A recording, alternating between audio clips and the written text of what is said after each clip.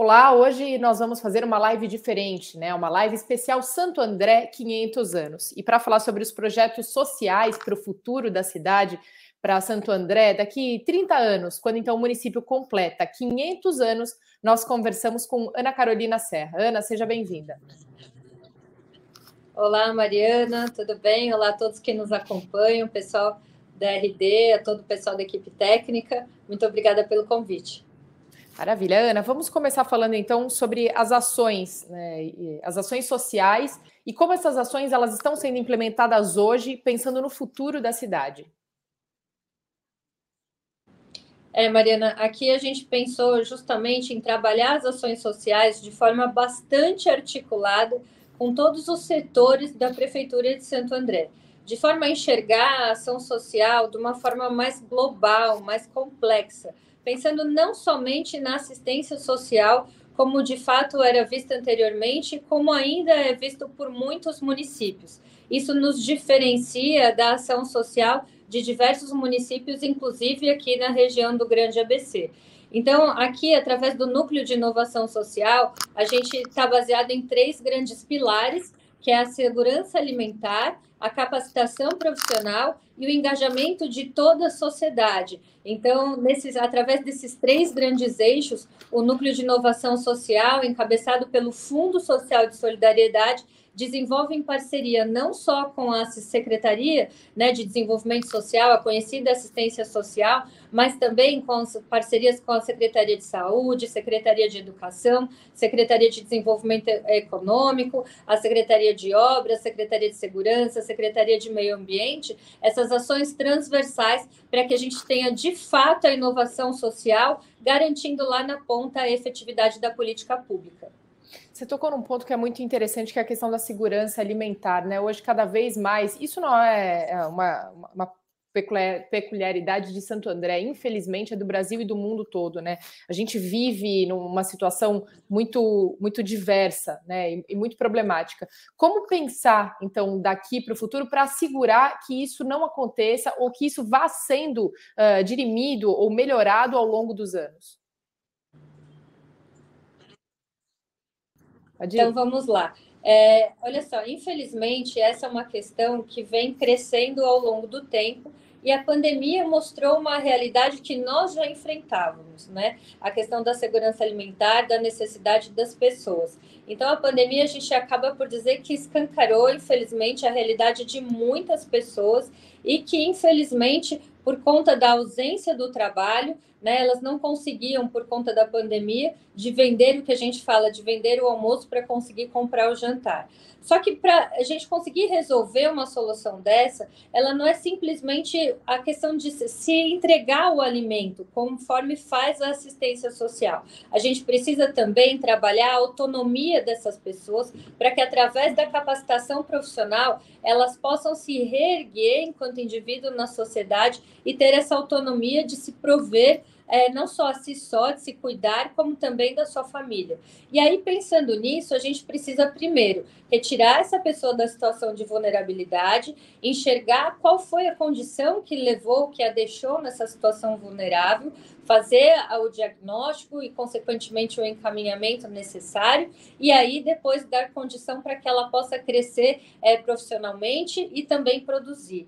E aí, assim, através dessa grande parceria entre todas as secretarias, entre esse olhar não só assistencial, mas também de desenvolvimento social, de desenvolvimento econômico, em parceria de poder público, terceiro setor e sociedade civil organizada, a gente consegue trabalhar em conjunto e ajudar essas pessoas na situação de vulnerabilidade. Então, vejam só, Mariana, o que a gente verifica são diversas questões que levam a pessoa para uma situação de vulnerabilidade. O que a gente primeiro precisa é identificar a razão, cuidar dessa razão, para aí depois cuidar dessa pessoa e dar autonomia para ela enquanto ser humano.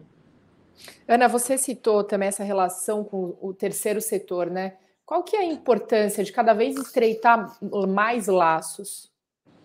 Olha, Mariana, o terceiro setor, organizado ou não, ele sempre existiu na nossa sociedade. e muitas vezes o poder público ele não deu a devida atenção ao trabalho, a esse trabalho tão importante e que de fato supre até uma ausência ou onde o poder público não consegue chegar. Ou seja, o terceiro setor ele faz um trabalho importantíssimo onde muitas vezes o poder público não consegue chegar.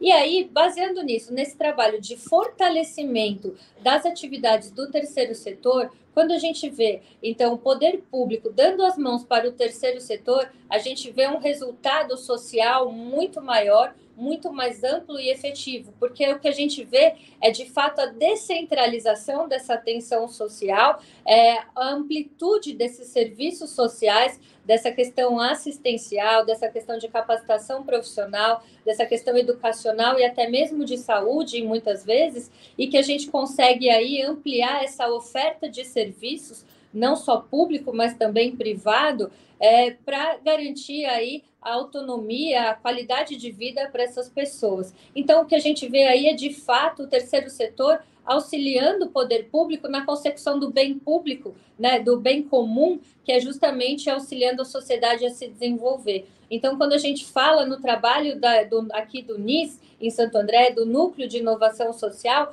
é justamente isso, é essa parceria, esse trabalho intersetorial, que muitas vezes ele pode ser de forma mais ampla, né, olhado de fora do poder público, ou seja, quando a gente vê esses atores sociais, poder público através da Prefeitura de Santo André, em parceria com as entidades sociais e também com as atividades, as entidades privadas, né, com a iniciativa privada, e também de forma interna, quando a gente olha o trabalho aí de todas as secretarias da Prefeitura para uma consecução só, que é o bem comum, a efetividade da política pública.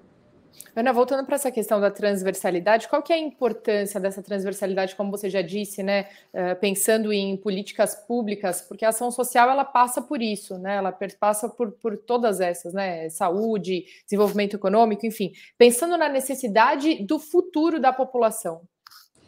Olha só, Mariana, como a gente está acostumado muito a tratar a questão assistencial tão somente na entrega da prestação, na entrega da assistência daquela necessidade daquela pessoa, quando a gente vai olhar, e aqui voltando lá no início da nossa conversa, a gente precisa entender qual foi a situação que levou à questão da vulnerabilidade do indivíduo, a gente vai verificar muitas vezes que não é só a questão econômica, pode ser também uma questão de saúde, pode ser também uma questão familiar, né, uma questão social, e aí a gente precisa obrigatoriamente trabalhar todas essas áreas em conjunto para que a gente tire aquela pessoa da situação de vulnerabilidade. Então, para isso, a gente precisa do acolhimento, da assistência social, mas a gente também precisa, obrigatoriamente, entregar a prestação do poder público na área da saúde, na área da educação, na área do desenvolvimento econômico, na área, né, do desenvolvimento, como a gente fala, do meio ambiente também, porque aquela pessoa faz parte da sociedade, do meio ambiente onde a gente vive, ou seja, ela precisa voltar a ter a convivência dela em sociedade. Então, quando a gente fala da transversalidade, é justamente trazer essa pessoa de volta à convivência ao mundo que nos cerca, né? A vida dela na cidade, trazer essa sensação de pertencimento. E aí o olhar para o futuro, o olhar para Santo André dos 500 anos, que a gente fala dos próximos anos, é justamente trazer as pessoas a ter essa sensação de pertencimento, dessa vida em sociedade, que não é simplesmente dizer assim, não, olha, isso não cabe a mim, isso cabe tão somente ao poder público, isso cabe tão somente à iniciativa privada, ou isso cabe tão somente às entidades do terceiro setor. Enquanto a gente não pensar de uma forma mais global, de uma forma conjunta, e aí entra importante o papel da transversalidade, enquanto a gente não se entender, né, enquanto pessoas ativas dentro de uma sociedade, dentro de uma vida na nossa cidade, a gente vai assim caminhando para um rumo de individualidade e deixando de olhar a quem nos cerca, né, e deixando de cuidar a quem nos cerca, a quem está próximo e até mesmo do meio ambiente onde a gente vive. Então, está aí a importância de se olhar de forma mais transversal, de forma mais global. Você comentou sobre os projetos, né, ou sobre a importância dos projetos desenvolvidos pelo NIS, e eu te pergunto qual o legado que esses projetos vão deixar para o município e para os munícipes? Olha, sem sombra de dúvida, é a efetividade da política pública que foi desenvolvida até aqui.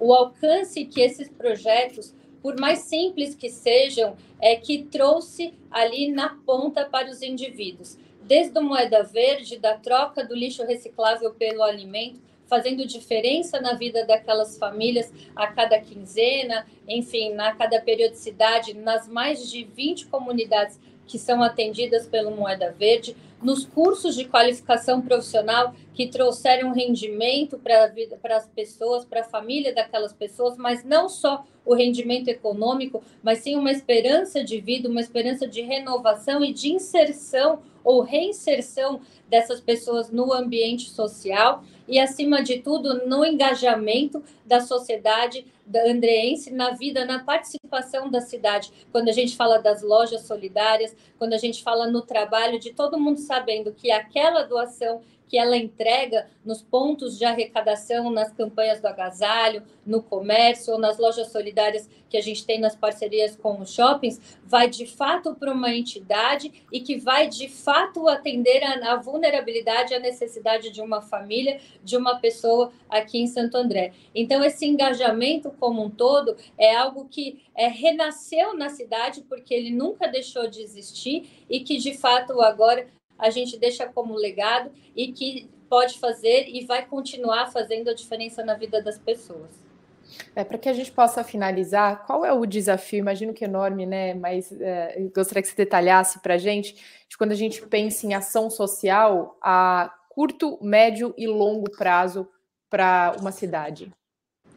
Olha, Mariana, são muitos os desafios, mas se eu puder destacar alguns, o grande desafio que a gente tem agora e que o NIS vem trabalhando, e já adianto aqui que são as nossas próximas ações, que já estão no papel e já a ponto de sair, são as ações de inclusão, né? Não só das pessoas com necessidades especiais, mas também das pessoas que cuidam das pessoas com necessidades especiais e, além de tudo, da capacitação das pessoas voltadas à questão da tecnologia, da qualificação de mão de obra, da indústria 4.0 que a gente fala, né? Então, existe aí uma necessidade muito grande da qualificação do andreense, da população do Grande ABC em específico, para essa nova modalidade de produção, para essa nova modalidade que está aí voltada para o ambiente tecnológico, né? Então, a gente vem aí, a cidade de Santo André, as cidades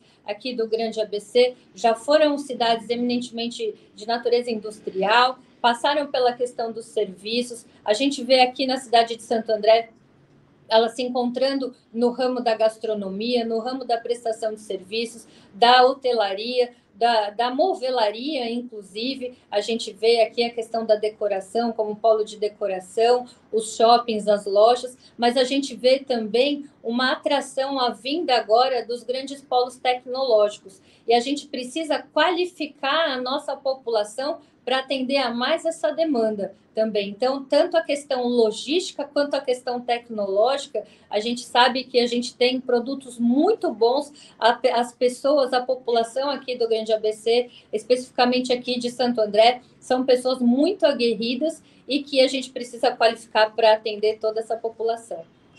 Muito bem. Muito obrigada, Ana. Nós conversamos, então, nessa live especial de hoje, falando sobre Santo André dos 500 anos, com a primeira-dama de Santo André, também presidente do Fundo Social, e agora deputada estadual pela cidadania. Obrigada, Ana. Obrigada, Mariana. Obrigada a todos que nos acompanham. Obrigada, equipe técnica do RD. Um grande abraço e até a próxima. Até. Muito bem, essa foi mais uma live especial do Santo André 500 anos, hoje conversando com Ana Carolina Serra. Até a próxima.